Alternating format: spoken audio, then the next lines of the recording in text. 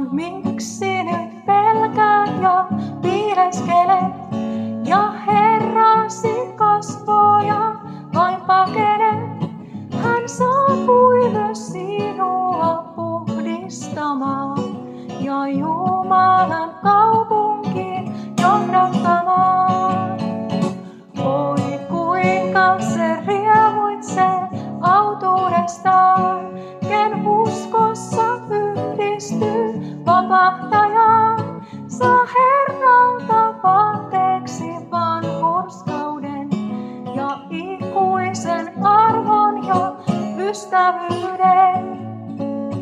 On tällainen taistelu, kilvoitustyö, vaan siellä on päiväksi muuttunut yö, kun nähdessään kirkkaita kasvojasi ja veisata iäkin kiitostasi.